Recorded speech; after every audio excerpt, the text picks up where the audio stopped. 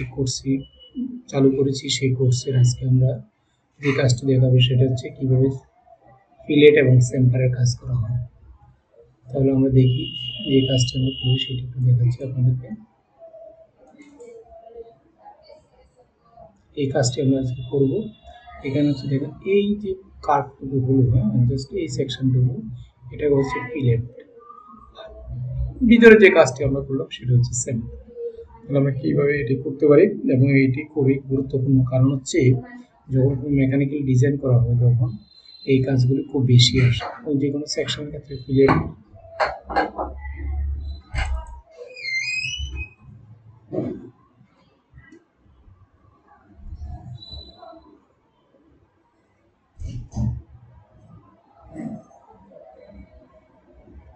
আমরা ওপেন করলাম আর ডিজাইনে যাবো।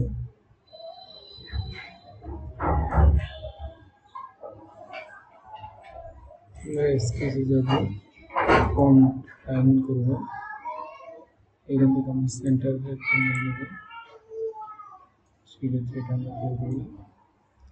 আর আমাদের এই ডাইমেনশনটা এখানে আমরা দেবো 180, যেটা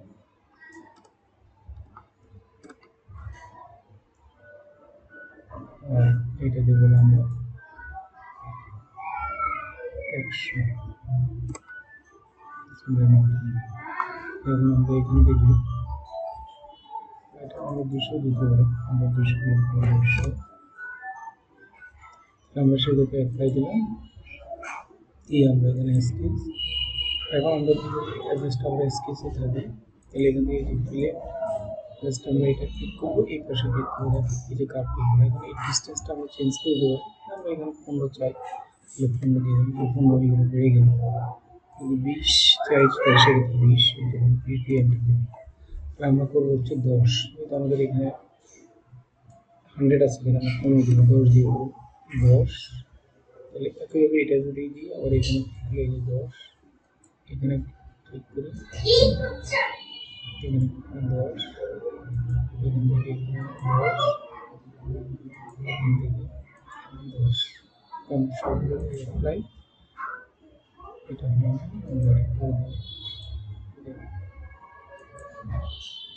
সবগুলো এখন আমরা কি করবো, আবার অ্যাপ্লাই দেবো।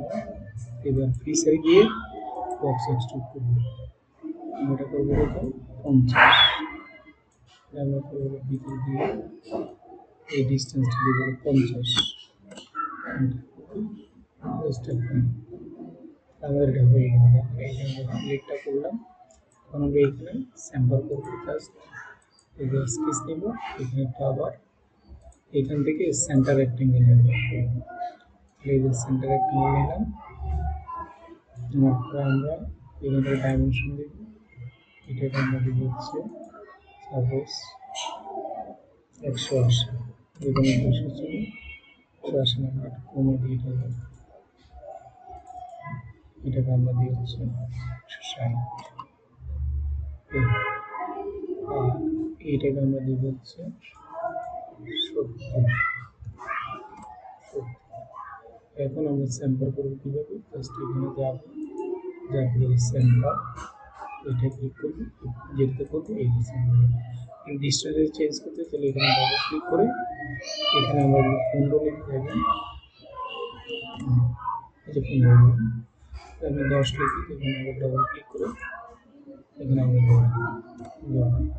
একইভাবে আমাদের ধরছে, আমরা এটা ওকে দিয়ে দিই, আবার নেব চেম্বার, এই চেম্বার নিলাম, তারপর এই যে একটা হলো, এটা নেব, এটা নেব, অ্যাপ্লাই এক্সট্রুড 30, এখানে 30 অ্যাপ্লাই,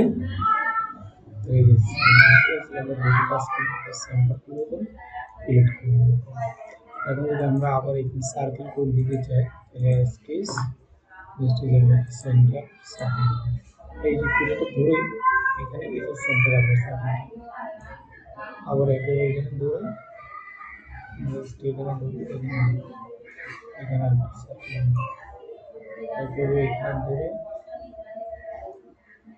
একটা সার্কেল, এখানে ধরে এখানে একটা সার্কেল। এখন আমরা এই সার্কেলের ডাইমেনশন অ্যাপ্লাই দিব। ওকে, ডাইমেনশন কত, এটা আমরা দিব হচ্ছে 12 দিলাম। তারপরে ডাইমেনশন 12, এটা আমাদের ডাইমেনশন 12। তারপরে এখানে ডাইমেনশন 12।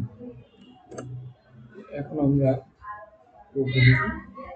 তাহলে আমরা এটা কি করবো, কাট করবো, ফ্রি সাইডে এক্সট্রুড কাট কতটুকু করবো, আমরা এখানে 30 করবো। ঠিক আছে, ডিরেকশন নিচের দিকে আছে। তাহলে আমাদের এখন হয়ে গেলে দেখেন আমরা আমাদের যে কাজটি করা সেটা করতে হচ্ছে। ওকে, আমরা দুইটি কাজ শিখলাম আজকে, কীভাবে ফিলেট করা হয় এবং কীভাবে এক্সট্রুড করা হয় এবং কীভাবে ফিলেট থেকে আমরা যে কোনো সার্কেল নির্দিষ্ট সেন্টারে আমরা ড্র করতে পারি। তাহলে আমরা যদি কালার দিই, জাস্ট একটা কালার আমরা সিলেক্ট করে সেই কালারটা দিয়ে